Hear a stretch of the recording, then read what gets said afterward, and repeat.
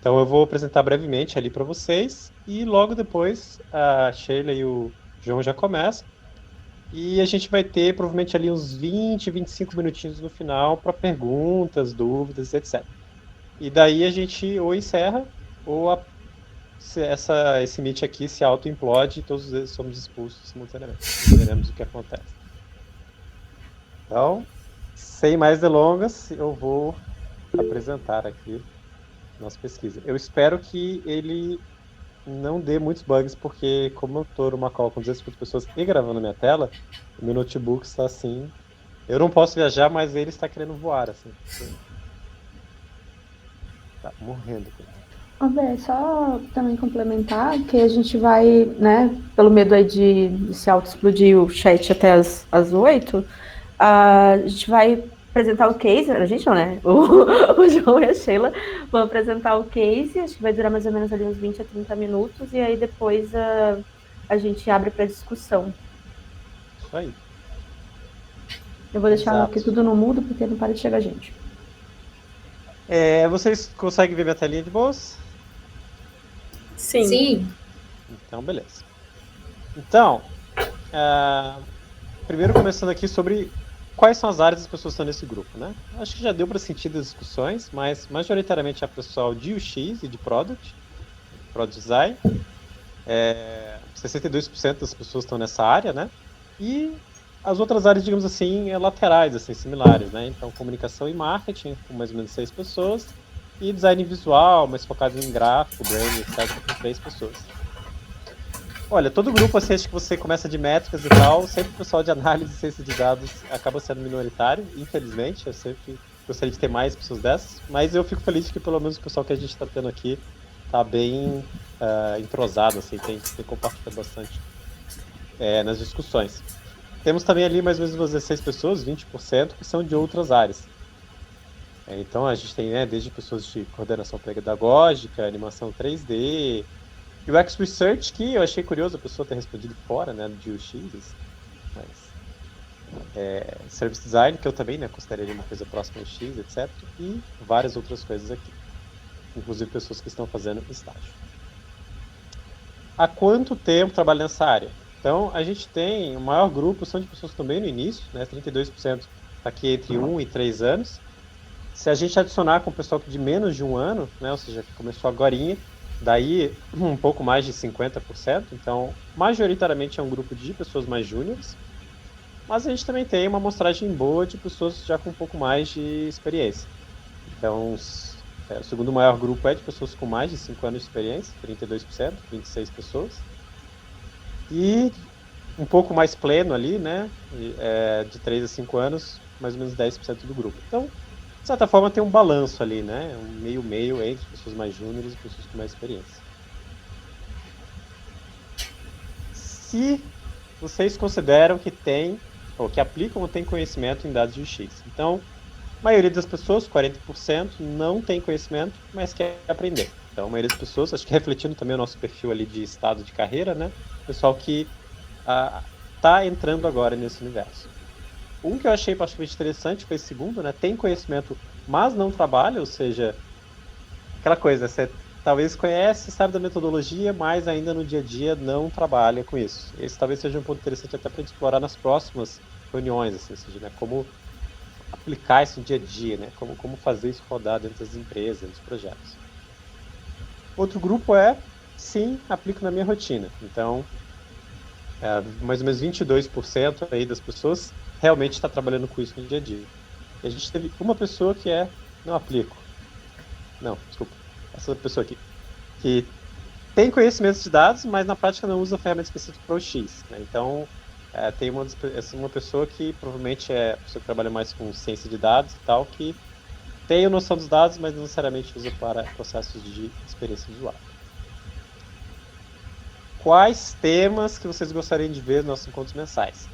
Esse aqui, como é um campo aberto, a gente está fazendo ainda uma montagem de tipo tentar achar os padrões, assim, né? Tipo as principais verticais, os principais macros que surgem disso aqui. Mas tem de tudo aqui dentro, eu achei bem interessante.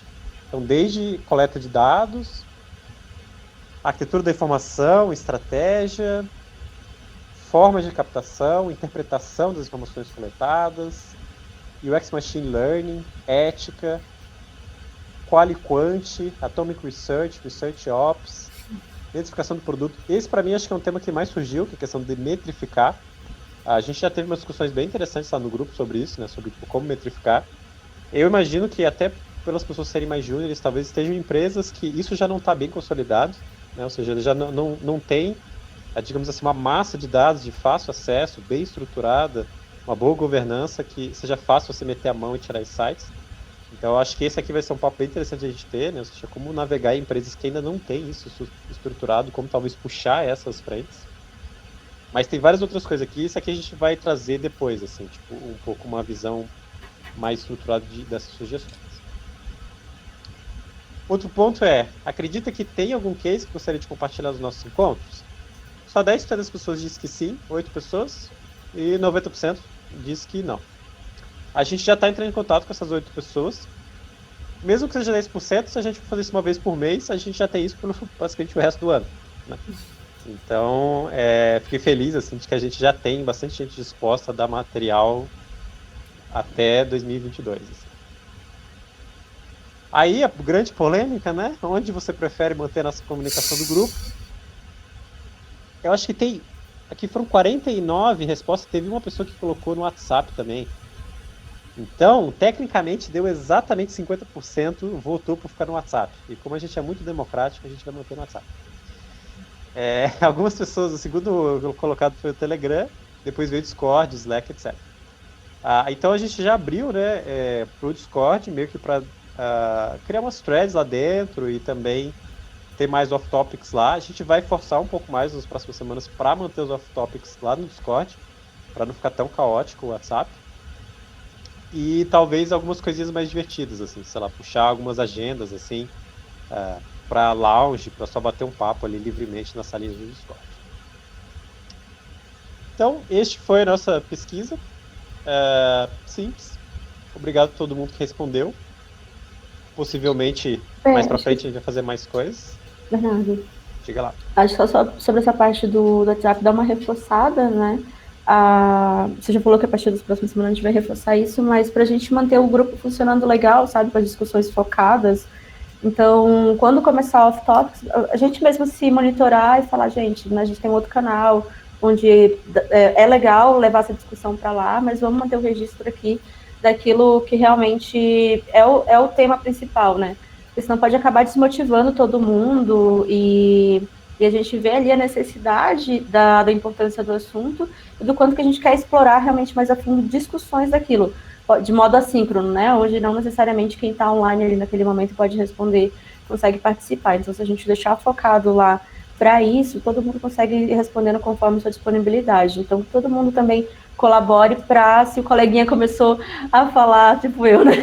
Do tacacá ou alguma coisa assim, falar, gente, vamos levar lá para, né? Vamos levar para o Discord esse assunto. Assim eu vou criar... manter interessante para todos.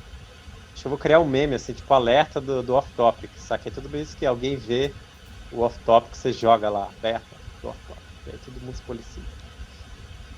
Mas, beleza, era isso. Então estamos bem no horáriozinho. A gente pode passar a palavra aí para os nossos queridos convidados. Olá, tudo bem? Oi, gente, agora eu e o João vamos tomar a diretiva aqui. Eu vou compartilhar a minha tela, tá? Então, a gente vai pedir para vocês mandarem no chat dúvidas, então a gente vai apresentar primeiro, e no final a gente conversa sobre e responde perguntas, tá? Então, se tiverem dúvidas durante, já podem ir mandando, que aí também se for uma dúvida de outras pessoas, a gente já vê que é uma pergunta que pode ser respondida. Vou compartilhar minha tela aqui, não vou ver vocês mais, então já aconteceu de eu apresentar 20 minutos, depois eu percebi que tinha caído. Então, se por acaso acontecer de vocês quererem falar alguma coisa, tiverem alguma observação, faça o estímulo auditivo e não visual, porque eu não estou vendo ninguém, beleza? E obrigado por não floparem a gente e preferirem a gente do que o Panorama UX. É isso. Vai ficar gravado o Panorama também. Vamos ver depois. João, você também pode ir falando aqui comigo no áudio, fazendo favor, tá? Que eu também não estou vendo você. Beleza. Bora começar a falar de data personas. O que é, do que se alimenta, onde vive e como fazer.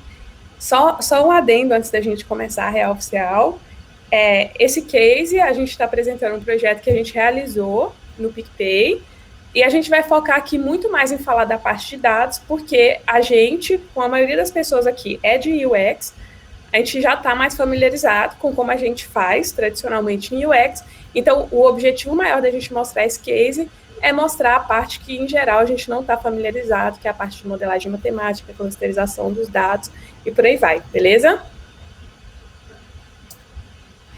Olá, eu sou Sheila Lima, atualmente eu sou UX Researcher numa conta digital chamada Cora, já trabalhei na Seguro, já trabalhei no PicPay, sou formada em Publicidade e Propaganda pela USP e já estudei Web Design e Design de Interação na Universidade de Bergen, na Noruega. Prazer em conhecer vocês. E ela tem uma página no Instagram, @Sheila_UX Research. Segue que eu sigo de volta. Isso aí. Não sei se segue de volta não, mas não segue lá. Não. Eu sou o João Oliana. Eu sou estatístico por formação, né? Me formei em 2019, no final do ano. Agora, atualmente, sou Data Analyst no PicPay. E eu trabalho no time de UX Research e agora estou em produtos horizontais também.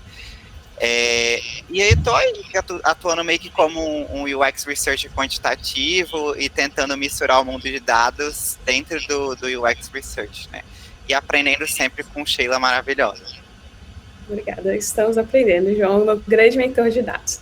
Então, gente, no PicPay, o PicPay é uma empresa muito centrada em dados, e lá tem uma pessoa específica de dados no time de pesquisa, e tem pessoas de dados na empresa inteira trabalhando diretamente com pessoas de UX. Então, é uma realidade muito comum, e o UX está diretamente trabalhando com dados e conversando com pessoas de dados, cientistas de dados e analistas de dados, todos os dias juntos nos projetos. Então, aqui vai ser um exemplo de como a gente pode trabalhar junto com analistas e cientistas de dados para a gente fazer personas, que é um método que a gente já conhece e já costuma aplicar em UX. Então, personas, caso alguém não esteja familiarizado, é uma forma da gente criar classificações, uma representação de usuários ou de grupos de usuários, na verdade, que a gente tenha na nossa base, para a gente conseguir ter em mente uma pessoa, alguém humano, quando a gente vai criar nosso produto. Então, as pessoas são usadas para pensar em novas funcionalidades, para definir tom de voz, para definir assets de branding, falei bem Faria Limer agora, né? Mas para definir os componentes da marca, tipo cores, tipo que tipo de imagem, como é que vai ser a comunicação, para definir como a gente vai montar todo esse produto que a gente está fazendo. Então, é uma forma da gente ter uma visão dos nossos clientes. Como é que geralmente se faz personas, né? Em geral, a gente faz entrevista em profundidade, a gente aplica questionários para a gente conseguir quantificar um pouco as respostas, não necessariamente nessa ordem, e no final a gente tem uma ou mais fichas, que geralmente é um PDF ou algum tipo de visualização, onde a gente tem a representação desses grupos de usuário. É um ótimo jeito de se fazer, tem sido feito há muito tempo no marketing, UX e em outras áreas, só que, dependendo da realidade da empresa, esse método pode não funcionar. Por quê? Quando a nossa base cresce muito ou muda muito em pouco tempo, essa ficha que a gente tinha, que ela é uma foto, uma representação de um momento, a gente perde a referência do quanto aquilo representa a nossa base de usuários atual. Então, por exemplo, quando eu trabalhava na Use, a gente estava escalando a empresa, então a gente tinha uma persona que tinha sido desenhada há 2 anos, nesses 2 anos, a quantidade de usuários escalou muito e chegou a um certo que a gente não tinha essa persona representava os nossos usuários reais. A gente tinha alguns indicadores que não. Então, lá também a gente fez um projeto de data persona. No PicPay, a gente tinha um cenário da empresa crescendo muito, a gente sabia que ia crescer mais.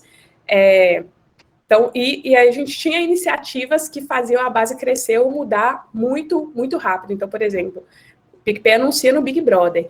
Então, cada vez que anuncia, ou cada ano que tem um Big Brother, nesse período que está sendo anunciado em TV aberta, o comportamento dos usuários e o perfil dos usuários que entra, que está ali, muda bastante. No nosso caso, esse projeto é específico de pessoa jurídica. No caso de pessoa jurídica, um dos nossos planos já era escalar a base, então a gente já tinha a previsão da base crescer.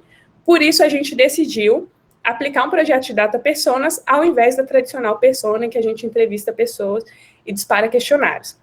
Eu acho que vale falar também, porque no caso lá no PicPay, a gente fez esse projeto para a pessoa jurídica, mas ele também acontece para a pessoa física.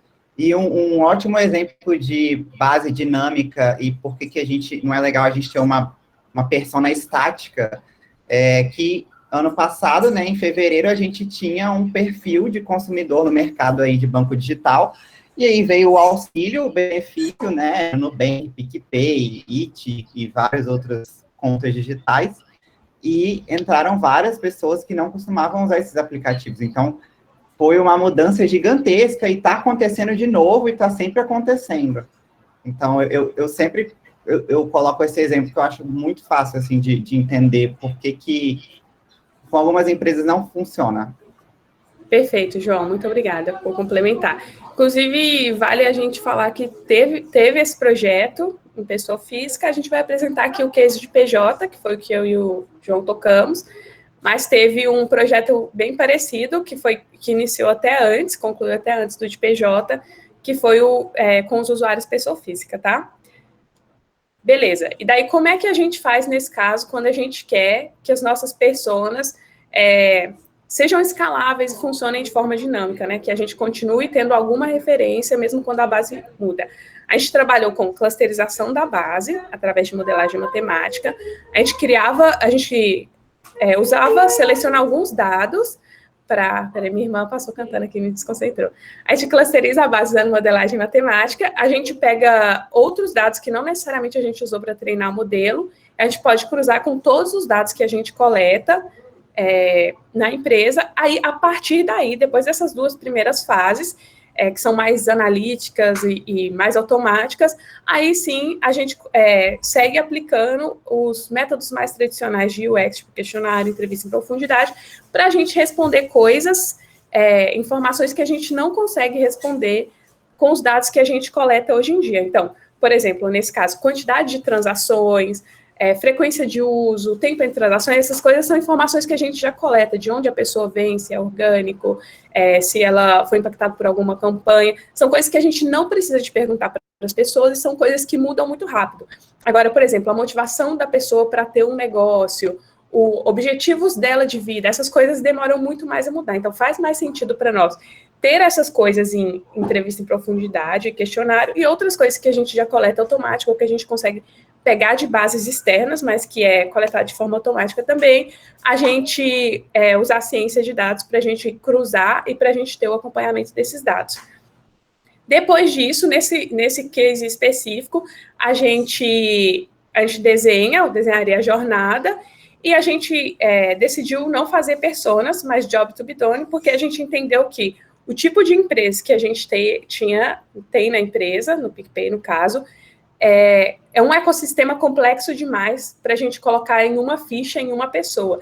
Então, não necessariamente vai ser uma pessoa que está usando o serviço, às vezes mais de uma pessoa, por exemplo, num grande supermercado, às vezes a gente vai ter usos diferentes, então o cara da TI vai usar de forma diferente do que o cara que faz o financeiro, que vai usar de forma diferente dos caixas do supermercado. A gente vai ter empresas muito grandes, empresas muito pequenas. Então, nesse caso, a gente resolveu trabalhar mais com tarefas, com problemas a ser resolvidos, e menos com pessoas, com personas. No caso de PF, pode fazer mais sentido, como fez no PicPay, trabalhar com pessoas e não necessariamente com jobs to be done. Aí fica muito uma decisão de quem está conduzindo o projeto. Beleza, vamos falar de como foi executado. João, você quer complementar alguma parte até agora? Não, até agora tudo ótimo. Beleza. Então, a gente dividiu esse projeto em 4 grandes fases. Primeiro, a fase de modelagem, depois a fase de enriquecimento dos dados, com outras variáveis que não necessariamente foram usadas para treinar o modelo, que foram as fases que têm mais a ver com análise e ciência de dados, e depois disso a gente segue com os métodos tradicionais de UX que a gente já conhece, tá? Então, aqui a gente vai focar nesses 2 primeiros macrotópicos, que é a modelagem matemática e a análise. Como é que a gente consegue fazer isso na nossa base? Primeiro, começamos com o planejamento. Então, quando a gente vai fazer, quando a gente vai treinar o modelo, o primeiro ponto a se pensar é qual pergunta a gente quer responder. Então, assim como numa pesquisa tradicional de UX, a gente tem que sempre pensar qual que é o objetivo desse projeto. Por que é importante pensar isso? Porque antes da gente colocar as variáveis e criar o algoritmo, é importante a gente saber como esses dados vão ser usados no final. Então, por exemplo, nesse caso, o nosso objetivo era entender perfil e comportamento de clientes.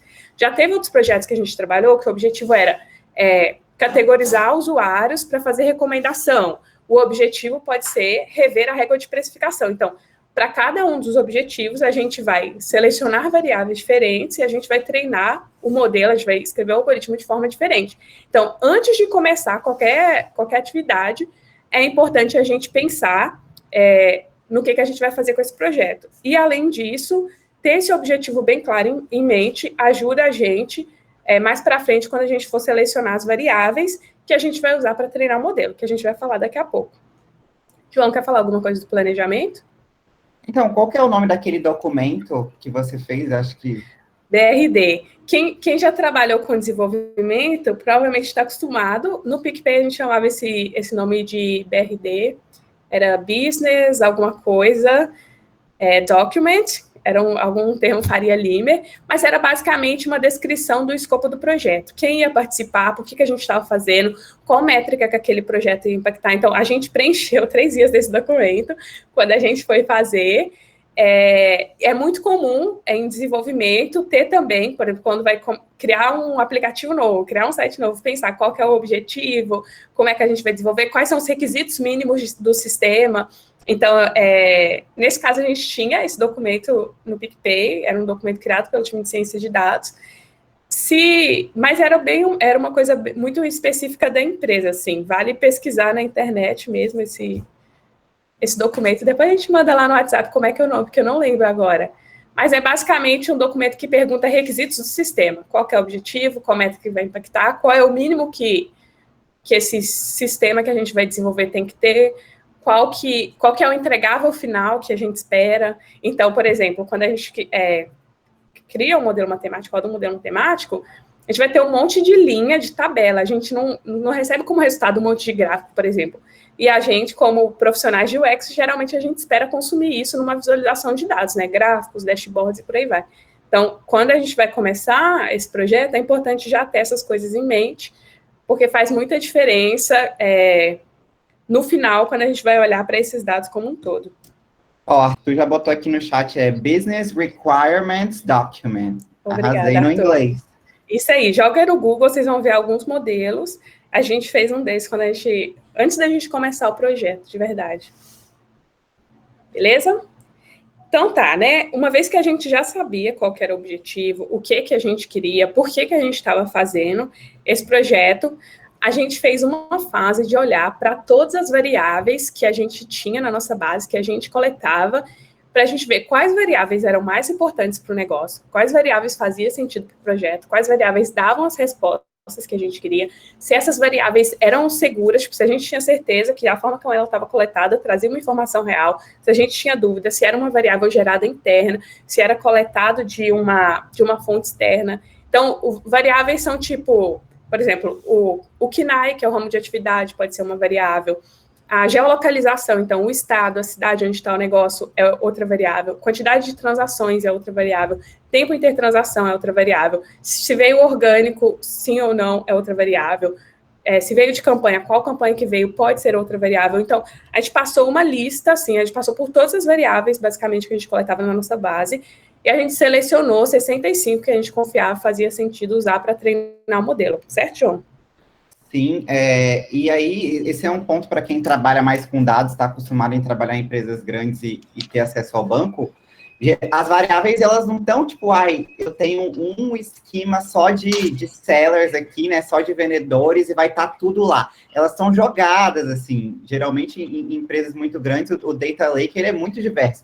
Então, essa parte é importante não só para saber o que é importante a gente usar, mas para a gente se localizar também, né? Saber onde está cada coisa, porque é impossível você lembrar de cabeça, as variáveis, elas estão muito jogadas em todos os lugares, você tem que saber exatamente o que aquilo está falando, como que aquela métrica é calculada para você não fazer uma interpretação errada. E a gente decidiu, no caso, pode passar um slide, separar em categóricas, contínuas e binárias, né? Não, volta. Não tem... Ah, tá aqui, ó. Tá aparecendo aqui embaixo. Isso tá aparecendo aí embaixo. Para quem não sabe o que são variáveis categóricas, contínuas e binárias, entra lá no meu Instagram, Estatística Intuitiva, que tem explicando. Mas é basicamente, tipo, imagina um peso e uma altura, é uma variável contínua, e se você tem o olho azul, verde ou vermelho, é uma variável categórica, né? Então, é importante você separar essas variáveis também, quando você for treinar seu modelo, enfim, fazer qualquer coisa relacionada a dados, porque elas têm tratamentos diferentes dentro do código. E por exemplo, pensando aí num valor, né? Sei lá, vou inventar esse dado aqui, tá, gente? Não sei. Vamos supor que o PicPay fizesse uma parceria aí com a Disney. Se pudesse comprar ingresso da Disney aqui dentro do PicPay e aí os Estados Unidos inteiros usassem. É um valor muito alto. Imagina essa pessoa competir com o Joãozinho aqui da esquina, né? Então, às vezes, quando a gente tem valores muito discrepantes, outliers, é bom a gente truncar, determinar um limite, sabe? Então, por isso que é bom você separar cada variável, a descrição dela, a tabela que ela se encontra, o esquema, o campo, como ela está descrita lá e como que ela é calculada, como que essa métrica é calculada. Só isso mesmo. Muito bom você ter falado isso, João. Para esse projeto, a gente tomou 2 decisões também com relação a outliers, né? A gente tirou grandes grupos, então a gente tinha empresas muito grandes e grupos muito grandes. Então, alguns, uma categoria específica de grupos de empresa muito grande que a gente tinha lá, a gente decidiu tirar, porque senão a gente ia ter muitos outliers, e essas empresas muito grandes que movimentavam muito com muita frequência, elas iam mascarar a maior parte da nossa base. E aí, dentro desse range de empresas que a gente usou, que a gente modelou, a gente truncou valores que são outliers também, para a gente não ter a média distorcida, porque a gente tem alguns valores pontuais que são muito diferentes do regular da nossa base, tá? Podemos seguir? Tirem outliers. Tirem outliers. Pode falar, João, do algoritmo. Então, sobre o algoritmo. Existem vários algoritmos de clusterização, né? Os hierárquicos, os não hierárquicos, para quem já deu uma estudada aí. E não existe um melhor ou pior. Tipo, ai, meu Deus, o Camins é o algoritmo perfeito, façam a sua clusterização assim. Existe o que melhor se adequa ao seu problema. E um grande exemplo disso é que dentro do PicPay, na nossa modelagem, na nossa clusterização que a gente fez da base de usuários PF, foi utilizado o modelo de mistura gaussiana. Foi o que melhor conseguiu separar os nossos usuários em grupos. Já quando a gente foi testar esse modelo para a base de PJ, que é essa que a gente está apresentando, ele não separou tão bem assim. O gráfico que a gente faz, né, esse gráfico que está aí é do método de Elbow. Ele diz exatamente qual a melhor quantidade de clusters. Então, ali, por exemplo, ele está apontando que 7 foi o número ideal de clusters, que a gente tinha 7 grupos distintos. Se a gente tivesse 8, 9 ou 10, não ia fazer tanta diferença. Ele ia estar separando usuários que são iguais, colocando num cluster diferente, ia te dar mais trabalho, enfim, sendo que eles tinham variância mínima. E se você coloca menos, você coloca usuários que são muito diferentes dentro de um mesmo grupo, por exemplo. Então, não existe um algoritmo que é melhor ou pior, existe o que melhor se adequa ao seu problema. E como a modelagem, por exemplo, em Python, né, a gente já tem grandes bibliotecas, que a codificação, é só você puxar elas e colocar as variáveis que você quer lá dentro, então cabe você pedir para o seu cientista de dados, ou você mesmo. Será que eu travei? Não. Não, a gente está te ouvindo. Ah, tá. E pedir para o seu cientista de dados, ou você mesmo, ir testando, sei lá, no mínimo 3 modelos, para ver qual se adequa, entendeu? Porque aumenta a sua assertividade. Consulte o cientista de dados mais perto de você. E é isso, a gente decidiu usar o Camins, né, que é um método não hierárquico, que basicamente você determina centroides, né, dentro do algoritmo, e você vai vendo quem está mais perto de quem, né? Quem é mais... Opa! Você vai vendo quem é mais parecido com quem, e ele vai se autoajustando a cada iteração Mas é bem interessante ler sobre o Caminhos, eu adoro. Eu aconselho vocês pegarem, e é bem fácil de fazer em Python. Posso mandar lá no grupo depois o algoritmo para vocês testarem e verem na prática como funciona, e é legal. Boa, João. Nesse caso, tá, gente, o Shen, que era o cientista de dados, nosso cientista de dados envolvido no projeto, ele foi testando vários algoritmos diferentes até decidir seguir com o Caminhos, tá? Então, é isso que o João falou.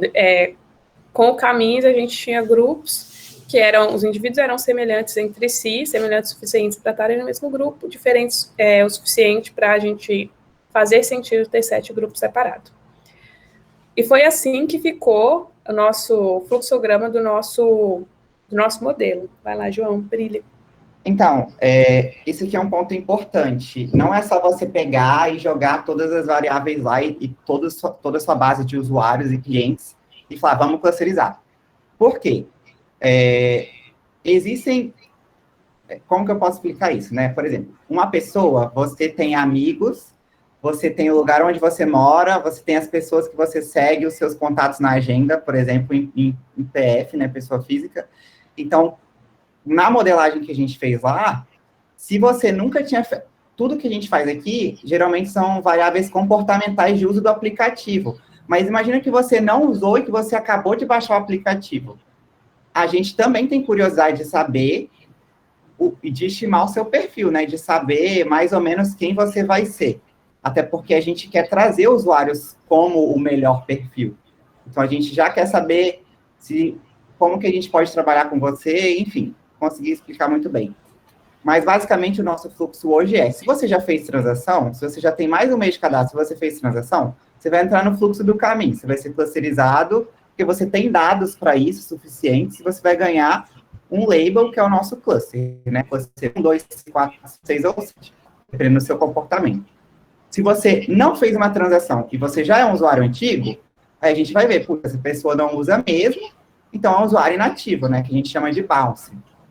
Agora, se você não tem um mês de cadastro, você não tem dados suficientes para o modelo conseguir te direcionar para um cluster que, de fato, te represente. Ele vai te jogar para alguma coisa que talvez não é o seu perfil. E aí, como que a gente decidiu tratar esses casos, né, para pessoas com menos de um mês de cadastro? A gente faz uma árvore de decisão. Então, com base nas suas características, na sua natureza jurídica, por exemplo, quantos funcionários você disse que tem, aonde você está localizado, algumas características que são fixas, digamos assim, e com base nesses mesmos usuários e os clusters que eles ganharam, para quem já entrou no fluxo da modelagem, a gente estima um cluster para você.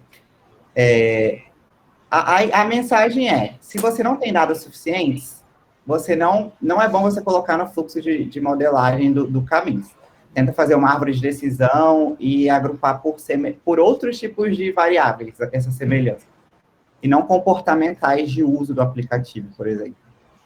Beleza.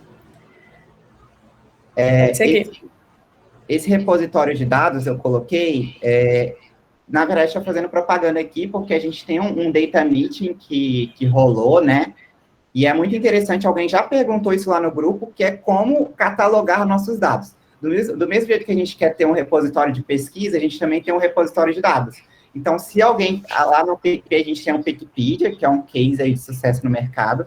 Então, se você quer saber se na base, em qual tabela está localizada o número de seguidores que uma pessoa tem dentro do aplicativo, você edita followers dentro desse sistema que a gente criou, dentro desse site, e vai aparecer todas as variáveis que a gente tem, a descrição das variáveis.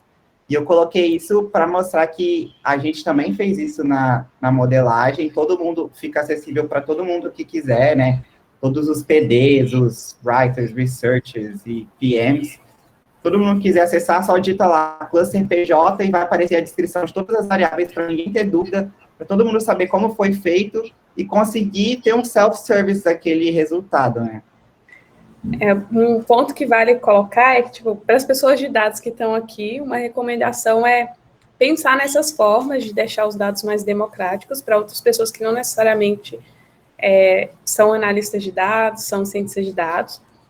E para quem é de UX, muitas vezes as pessoas de UX ficam desconfortáveis porque em muitas plataformas de dados, a forma como os dados são demonstrados não é humana, sabe? Às vezes é difícil da gente entender, não fica claro o que é. Então, pelo menos eu, no início, quando eu comecei a trabalhar com dados, com modelagem matemática, eu ficava muito confusa, eu não fazia ideia do que significavam as variáveis, eu achava que era um problema que eu tinha. E aí, depois de um tempo trabalhando com dados, eu percebi que, na verdade, não, tipo, não é tão comum ainda deixar a descrição das variáveis, o significado, formas de consulta acessíveis para as pessoas. Então, a gente, como profissional de UX, a gente pode sim questionar, tipo, de onde vem esse dado? O que significa esse dado? Vocês vão se surpreender com a quantidade de analistas de dados e cientistas de dados que sabem plotar muito bem os gráficos, mas não sabem, nem sempre sabem de onde vêm as variáveis. Então, vale sim, se você não entendeu o que é uma variável, se você não sabe de onde que está vindo aquele dado, como é que é coletado, não tem certeza se ele é seguro, pergunte, porque são super válido fazer essas perguntas, e entendendo essas variáveis possibilita a gente entender de forma mais automática, de forma mais quantitativa, quais são os comportamentos dos usuários, quais são as métricas que são importantes para a empresa, de onde que vem esses dados, e a gente consegue enriquecer nossas análises de UX. É isso, é só mostrando que dentro desse repositório de dados que a gente também tem todas as nossas métricas principais, né? Aí já entra métricas de UX. Sheila é profissional nisso, sigam lá ela, mas tem MAU, Churn, NPS, então a gente também deixa exposto para toda a empresa, mostrando o que significa um churn, como ele é calculado atualmente, os números que a gente tem dentro da empresa, isso é muito importante. Criem repositórios de dados na empresa de vocês vão ganhar uma estrelinha. Sim. Beleza, a gente falou de como a gente clusterizou, como a gente modelou. O que o modelo entrega, na verdade, é uma infinidade de tabelas com um monte de linha de dados que não necessariamente é consumível humanamente, assim, em larga escala, ou muitas vezes por quem não está tão familiarizado com dados. Então, nesse caso do Data Personas PJ que a gente fez, o nosso próximo passo foi transformar isso, criar visualizações de dados que as pessoas pudessem ver e conseguissem analisar esses dados e tirar descobertas daquilo.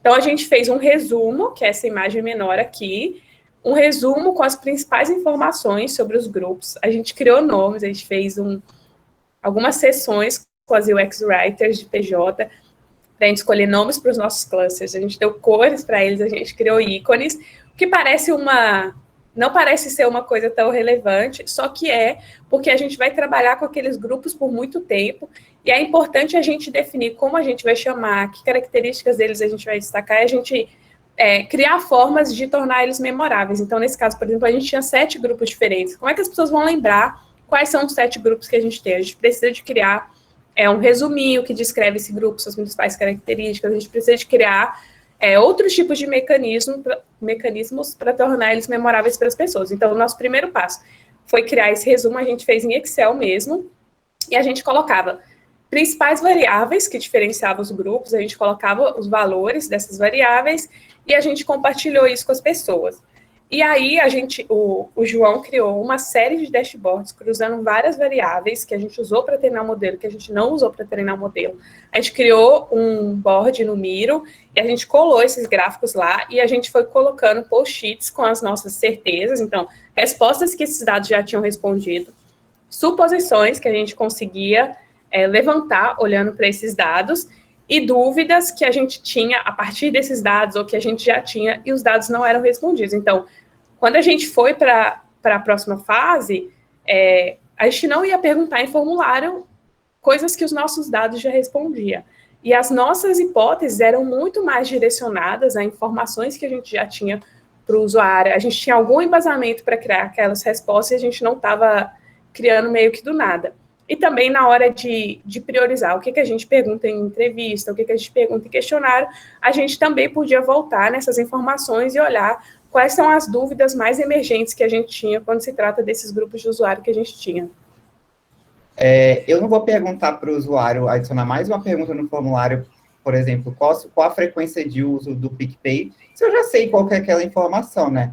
E um ponto também da gente dar nomes e categorizar é é justamente porque agora a empresa todo mundo está consumindo esse material que a gente criou, né?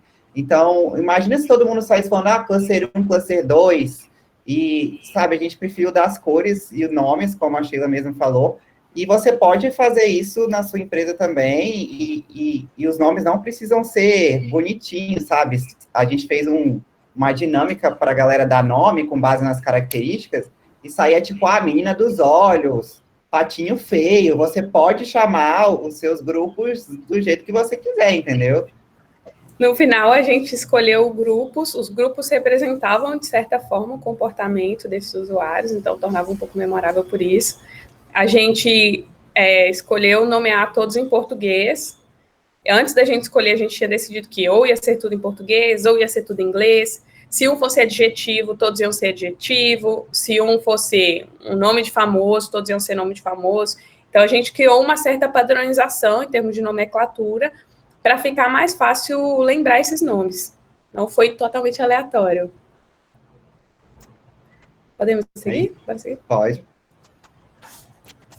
Então, essa imagem aí que eu coloquei é uma forma que eu achei de entender de por que é importante a gente fazer essa clusterização e trabalhar com as personas de uma forma mais data, né?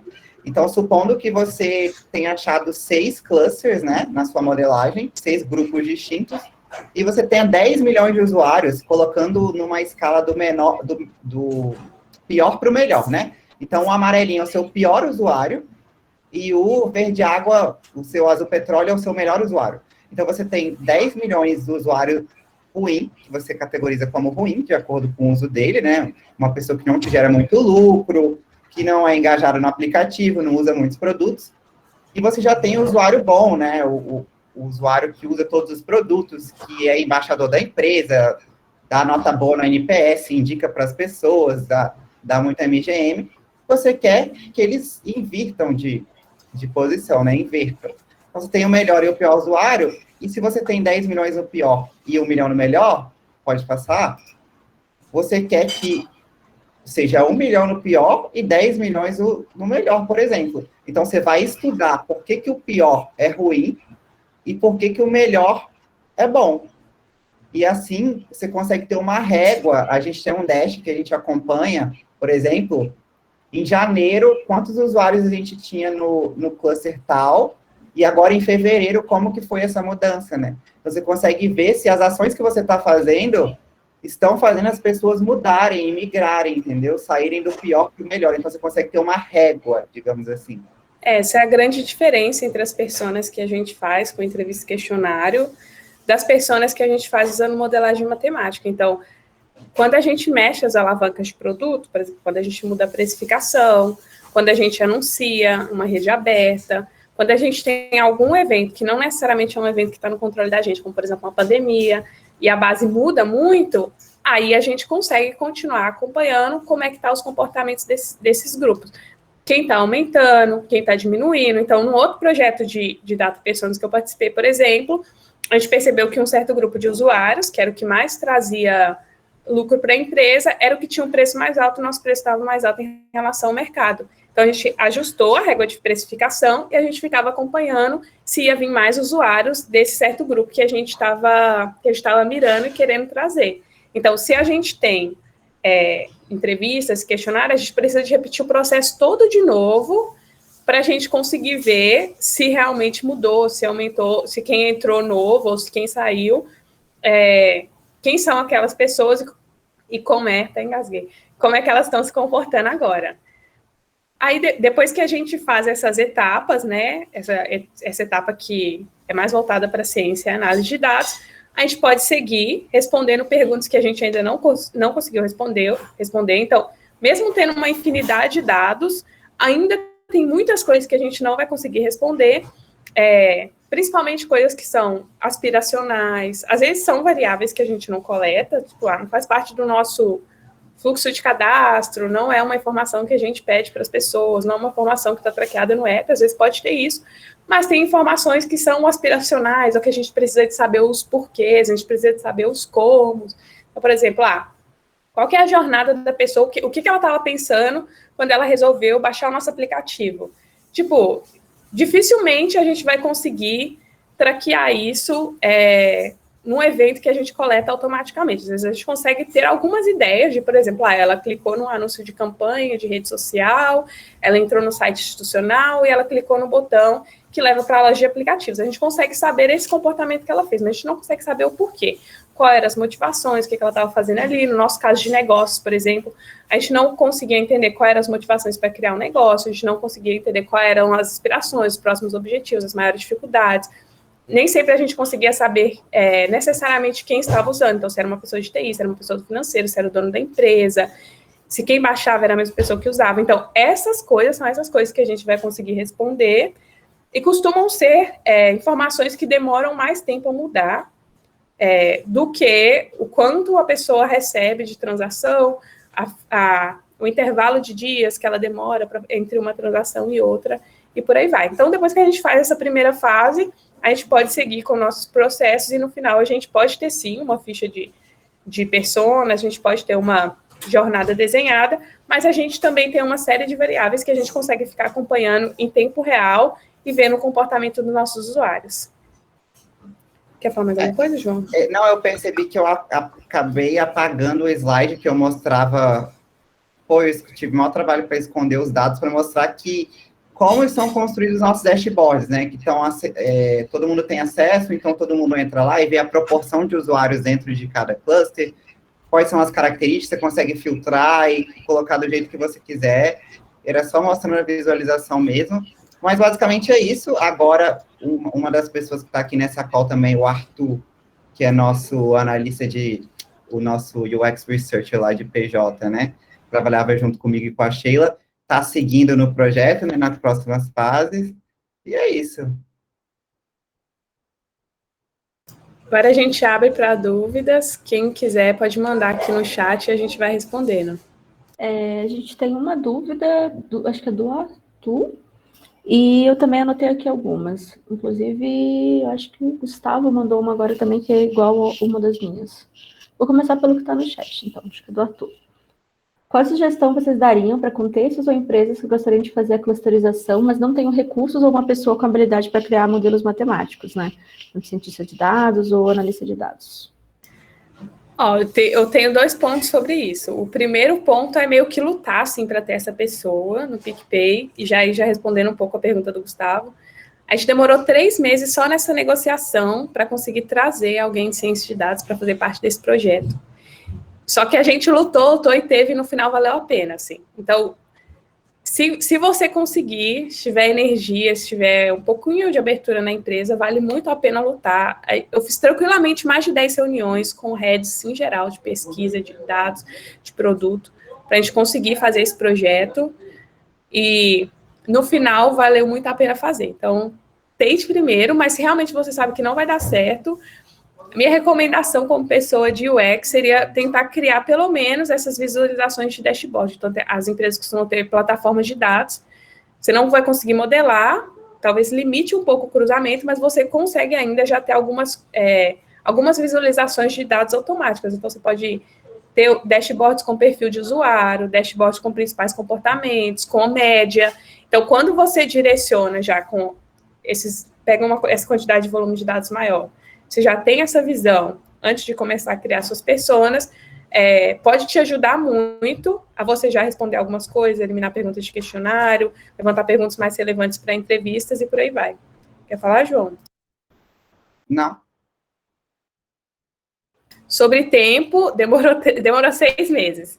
3 meses negociando, 3 meses fazendo a parte de modelagem e mais a criação dos dashboards. E depois ainda está rolando, né, Arthur? Ainda está rolando a parte de questionário e entrevistas. E na Use a gente demorou 6 meses no projeto como um todo, mas quando a gente começou, o modelo já estava criado. Então, assim, demora um bom tempo, tá? Porque assim, não é só pegar e, peguei as variáveis, joguei no modelo e pronto, criei, vamos botar para rodar. O Shen, que era o nosso cientista de dados, ele chegava com o resultado do modelo e a gente fazia ajustes, vamos tirar essa variável, colocar essa, muda esse parâmetro. Então, rolavam weeklies, né? A gente tinha 2 reuniões por semana e que a gente ia iterando o modelo até chegar no resultado que a gente considerou como bom. Então, o código você consegue fazer rápido. O resultado demora até você analisar, entendeu? E chegar no resultado ok. Nesse caso, as deles aceleraram bastante também. Então, por exemplo, se o Shen tinha alguma dúvida com relação à regra de negócio, que era prioridade para a gente, ele já perguntava e a gente respondia. Se a gente tinha alguma dúvida com relação à variável, também o João já corria atrás da variável, olhava no banco se a informação era segura, se precisasse de alguma coisa. Então, ter esses encontros periódicos, eu acredito que seja muito importante para fazer um projeto como esse, que aí não cai naquela coisa que às vezes acontece em alguns projetos, de combina de se encontrar de 15 dias, ou uma vez por mês, e a gente só vai lembrar e fazer alguma coisa do projeto um dia antes, geralmente não dá tempo da gente fazer na qualidade que a gente queria. Eu tenho uma dúvida um pouco mais lá do começo da apresentação, que é quando vocês estavam mostrando ali todas as variáveis, né? Aquelas informações, elas vieram de várias bases diferentes, e aí que esses alinhamentos aí que eu acho que você comentou, né, que falou com várias pessoas, e aí vocês condensaram isso num único lugar, isso? E trataram no Python? Não, então, na verdade, quando você vai fazer a modelagem, você condensa de fato tudo em um lugar só, né? Você coloca uma linha para cada usuário e cada coluna é uma variável daquela, dizendo qual o comportamento daquela pessoa em relação, sei lá, transação, tempo de uso, quantidade de funcionários, natureza jurídica, se é MEI, EI, sei lá, estou dando exemplos, né? Mas aquela tabela ali que a gente fez era descritiva só, era um Excel em que a gente descrevia todas as variáveis que a gente ia usar por categoria, descrição e como ela é calculada. Não é... E aí foi feito essa mesma coisa em Python. É exatamente isso que você perguntou, na verdade. Eu tenho uma dúvida aí também. Primeiro, parabenizar vocês pelo projeto. Eu acho que, muito legal e obrigado por terem trago. Eu fiquei muito feliz também porque foi o meu primeiro projeto de, ciências de dados e UX mais pesado de dados, assim. Eu fiz um projeto muito parecido ano passado. Foi, muito divertido. Então, eu recomendo, inclusive, todo mundo que quiser fazer. É muito diferente, eu acho que trabalhar dessa forma. É muito bacana. Acho que quem já trabalhou com pessoas antes, você trabalhar com pessoas assim, é outro naipe, assim. É outro nível de sofisticação, de insight que você tem, etc. Agora, uma das coisas que eu não tinha feito na época era fazer a pesquisa qualitativa depois. Né? Eu só fui até o ponto de criar os clusters, colocar lá, você vê como eles estavam mudando ao longo do tempo, etc. Mas como que foi essa relação para vocês de passar para pesquisa qualitativa? Então, vocês falaram, poxa, eu vou fazer entrevista de profundidade com pelo menos X pessoas de todos os 7 clusters. Vou fazer uma pesquisa, um questionário, mandar para todo mundo e depois ver as diferenças de respostas entre os clusters, um pouquinho de cada coisa. Como que foi esse processo na parte qualitativa depois? Perfeito, boa pergunta. Eu vou... Aí um porém, né? Eu saí do PicPay antes da gente ir para a parte de UX, mas eu acho que vale eu trazer o caso da Usage como a gente fez lá. Então, lá a gente tinha 5 clusters. O nosso primeiro passo pós-modelagem foi a parte quantitativa com usuários, então a gente sabia qual era o nosso tamanho da população de cada cluster, e a gente usou essa informação para calcular a nossa amostragem. Para as entrevistas, a gente focou nos centroides, que são os indivíduos que mais se aproximam da média de cada grupo. A gente tinha decidido falar com 10 pessoas, foi um número arbitrário que a gente considerou ok, no final a gente falaria com 50 pessoas. Quando a gente falou com, se não me engano, 5 de cada grupo, teve uns grupos que foi a mais ou a menos, eu sei que a gente... Foi mais de 30 pessoas, mas foi menos de 50, assim. A gente viu que a gente já tinha muita informação, muita mesmo, e que já era suficiente para a gente seguir com as pessoas. Então, nesse caso, foi assim que a gente tomou as decisões. Quem a gente foi entrevistar foram centroides de cada cluster, e a quantidade, a gente definiu uma, quase que arbitrariamente, e antes de chegar nessa quantidade, a gente viu que não precisava de falar com todo mundo, porque a gente já tinha uma infinidade de informação que já respondia a maioria das nossas perguntas. Mas os questionários todos a gente faz com rigidez estatística, né? Então, sei lá, pegando uma população acima de 10 mil, é aquele negócio, né? 378 respostas para ter 95% de intervalo de confiança e 5% de margem de erro. E a gente define isso como padrão, tipo, sem isso a gente não libera pesquisa. E lógico, se tiver mais é ótimo, mas vai conseguir resposta aí da galera, né? Ninguém gosta de responder pesquisa, vocês sabem muito bem. Isso para os formulários que você está dizendo. E não... Os formulários que a Para as gente manda por entrevistas foi menos, isso? para as entrevistas como a Sheila falou, entre 8 e 10, quando você vê que os comentários estão se repetindo muito, né? Os comportamentos estão se repetindo, não precisa se estender muito. Sim, entendi. Só uma Legal, questão tem sobre o mais- questionário. Só para pegar esse último ponto que você colocou, vocês ajustam a amostragem por cluster? Então, por exemplo, eu quero ter 95% de precisão em cada um dos clusters. Por exemplo, às vezes, uma das coisas que a gente aconteceu lá, que a gente fez uma pesquisa com os clusters, só que tinha um cluster que era o desengajado. Então, se eu disparava a pesquisa para todo mundo, tipo, a taxa de representatividade de um cluster específico era muito mais baixa do que um outro. E aí o que a gente tentou fazer era, tipo, eu quero que pelo menos X% desse cluster termine de responder esse questionário para poder fechar a pesquisa. Isso é algo que vocês fazem também? Então, o que a gente tem é assim, chegou na rigidez estatística que a gente definiu, de 95,5, você fecha o questionário, por exemplo. Ou até se passa mais um pouco, não tem problema, para também não ter essa desigualdade, né? Quanto mais, melhor. Mas a gente também não fica deixando o questionário aberto muito tempo, né? Até porque o SurveyMonkey, por exemplo, é disputado, que era, na verdade. Mas, em relação a isso, sim, tem perfis que são menos engajados, e aí o que a gente tem é uma média de conversão, né? Tipo, se eu mando e-mail para 10 mil pessoas, eu sei que 200 vão responder. Então, a gente já faz esse cálculo, a gente tem meio que na nossa cabeça isso, e manda já esperando uma quantidade de respostas, né? O tanto da população que você vai usar. Teve um perfil, por exemplo, lá no outro projeto que eu fiz, que a gente fez de pessoa física, que a gente teve que mandar 200 mil e-mails para poder chegar na quantidade de respostas ideal. E teve outro que você mandando 15 você já conseguia. Então, essas diferenças a gente consegue controlar, a gente controla sim. Legal. João, a gente tem mais 3 perguntas aqui, acho que pelo nosso tempo que já deu uma estourada. E, a princípio, acho que a gente não foi quicado, acho que vai dar para ficar um pouquinho mais.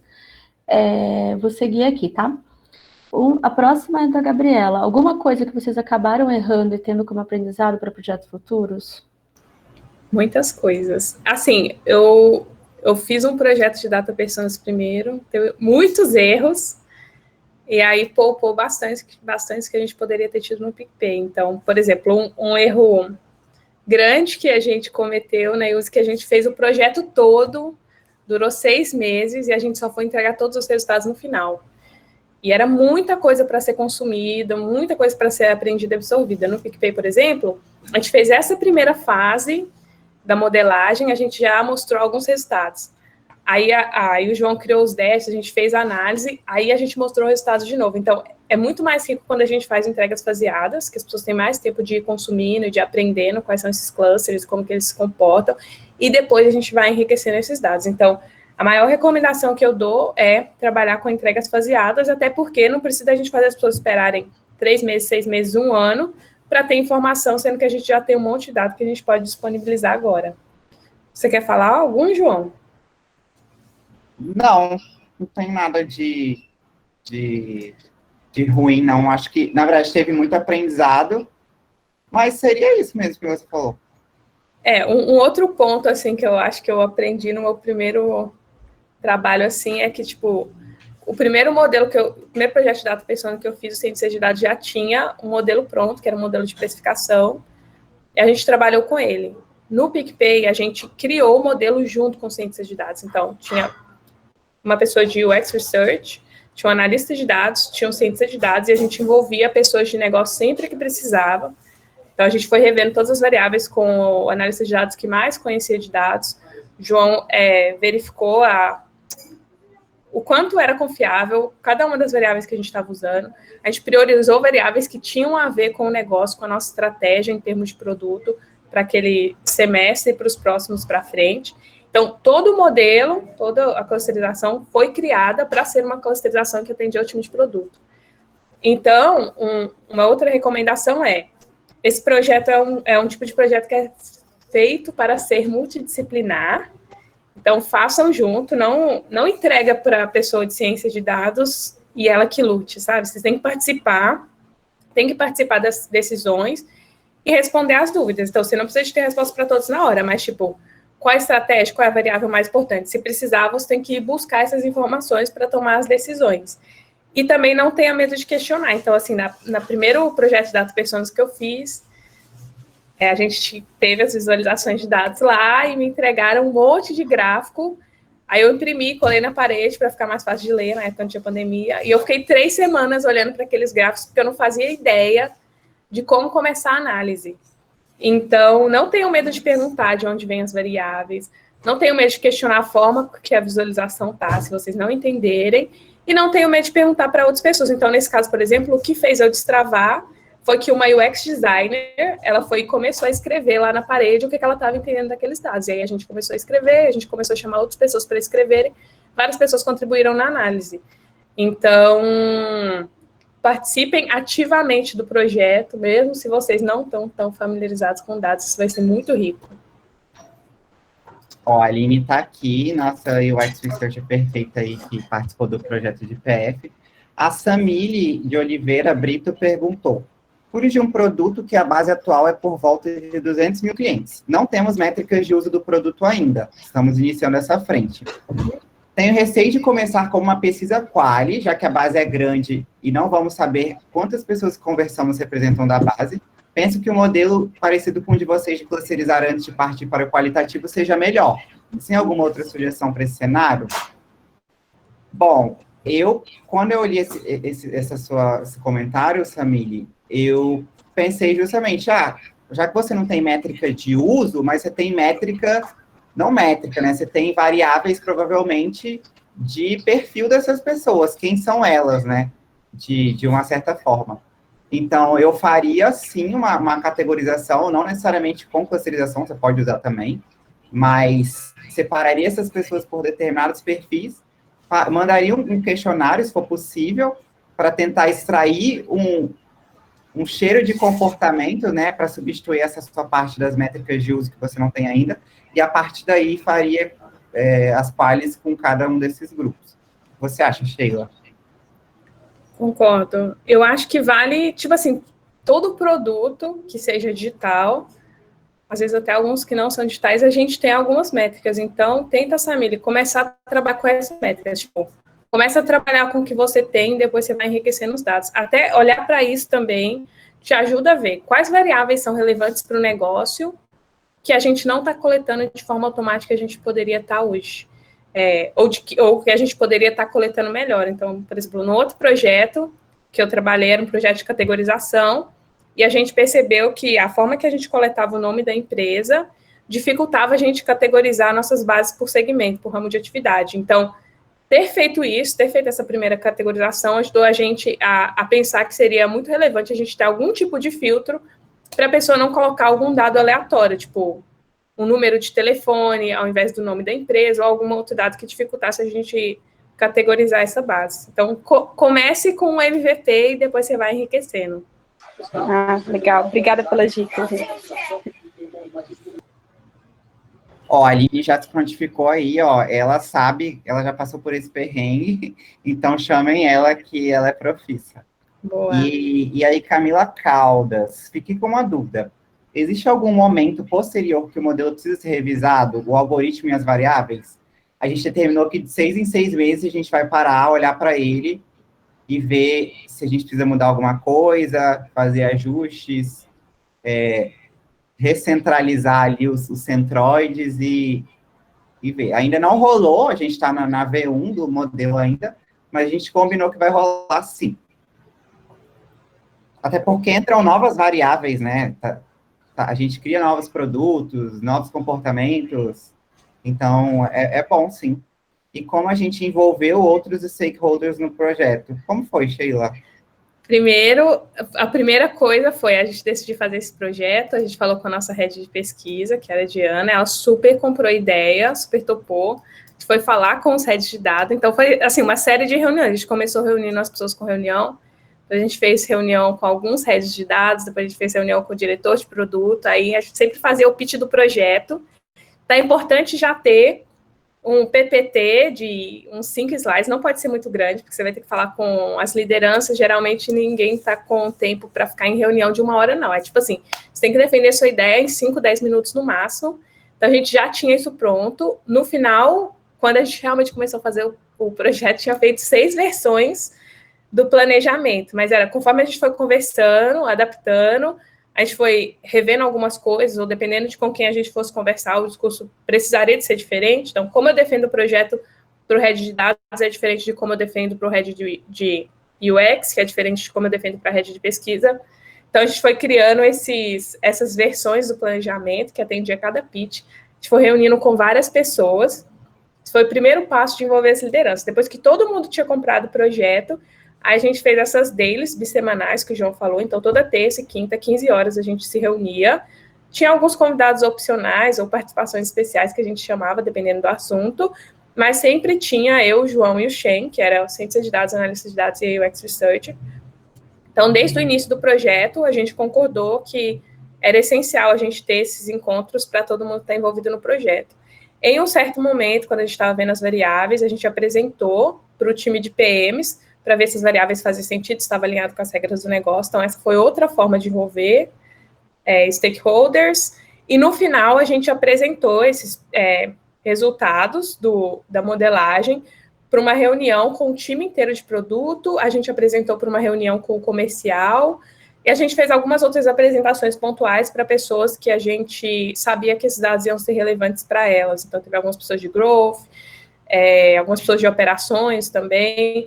Então, a forma, assim, foi muito em reuniões maiores e menores, e negociações, assim, se a pessoa falava alguma coisa numa reunião geral, a gente via que fazia sentido a gente conversar com aquela pessoa, a gente envolver ela, ou se a gente precisava de algo que envolvesse outro time, a gente chamava para conversa e ia. E esses testes, eles ficaram ali disponíveis para todas essas áreas também, para consumir? Sim. Tá tudo lá no Tableau, no Looker, né, que são as plataformas que a gente usa no PicPay, pelo menos.